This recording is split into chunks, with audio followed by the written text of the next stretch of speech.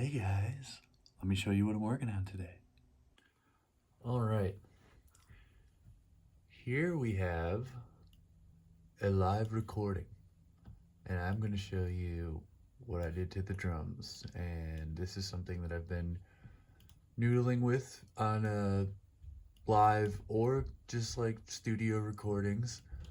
And it's something that I probably would have laughed at years ago, but it has become super useful for me, and it is using replacement samples. Check it out. So there's a handy dandy feature in Logic. If you go up to track, scroll down, we see here we have replace or double drum track. Analyzing. So this is a very long file, so it's going to be analyzing for a while, but basically what this is doing is finding all of the transients. And as you can see, I already did here. I just wanted to demonstrate how you got there. It will create MIDI information, for example, where all of our kick drums hit. Now, this is super useful. It's also very good at picking it up, especially with something like a kick drum. Like, as you can see, just looking here, it's getting all of that. So I do advise you to review, go through, and kind of make sure that everything is accurate, because you don't want kick drum sounding when you don't have actual kick drum recorded. It's not going to sound very good. Okay, almost done analyzing here. Anyhow, so I'm just going to go ahead and delete what I just did. I just wanted to demonstrate once again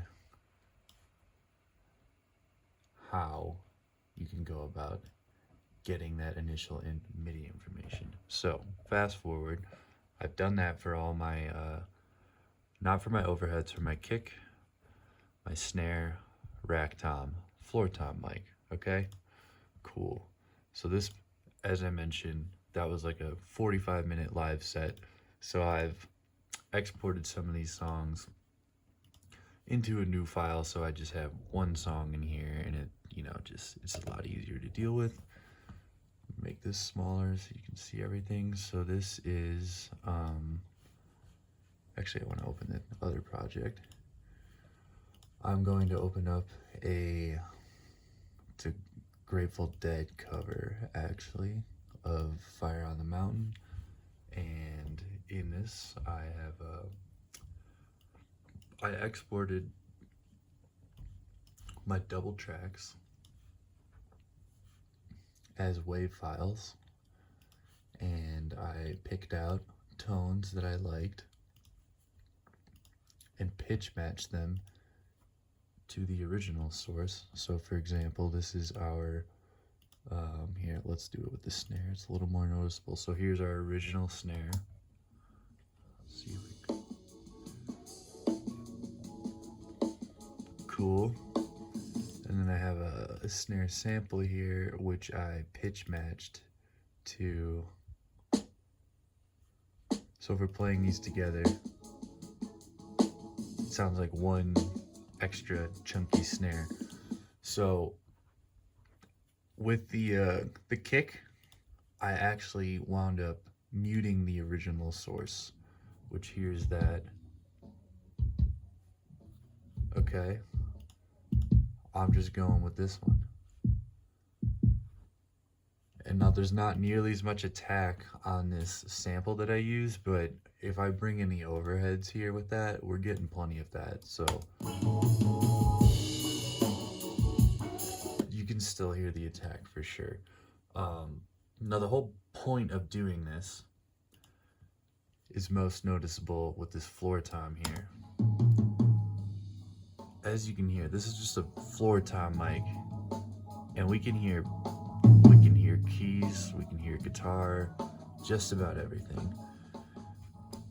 So by removing the original floor tom mic, the rack tom mic, and the kick mic, we're removing 3 mics out of I don't know how many we have total, say 10 or something, including the vocals, which is a significant amount of mics that can be creating phasing issues essentially. So by doing all of that, again, we're removing 3 potential problem childs. Let's just call it that, and we're able to get a lot more clarity and bottom end without interfering with anything else. So I'll just do a quick A/B here, and this will be, I'll do it soloed, then with the mix, and then also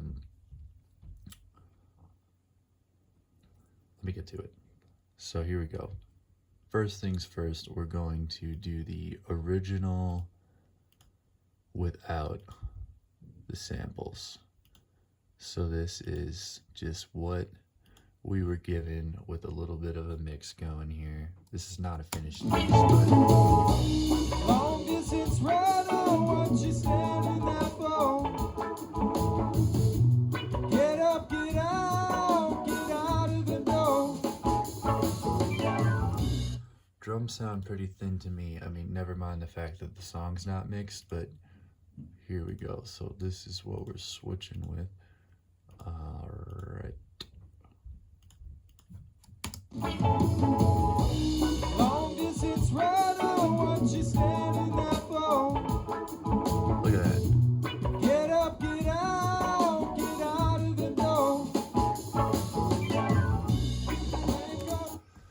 So yeah, I mean, I don't know if you heard that. Very, very noticeable to me. They're punching through a lot more, and that's without even doing anything in terms of mixing. That's just removing those 3 sources that have all sorts of bleed from these other microphones. Now, bleed I know is sometimes a desirable thing, and I often am mimicking bleed when I don't have any, which is kind of ironic. But in this case, this was just set up as a live show, so we're not consciously determining like where mics are being. So if you can actively do some nice things with bleed if you're in a more controlled recording environment, but this is just the way everything was mic'd for a live show. And yeah, there's a lot of, again, like just one more time, here's this floor tom mic, which it's like you hear the whole fucking concert in here. Like we don't want that. I also used, never mind, I'm thinking of something else, but you get the point. Just a simple thing to do, a built-in feature with Logic, and it's been super cool for me, so I'm excited about that. I'll probably do some more videos as I continue to mix this live album here. Hope you learned something. Have a great day.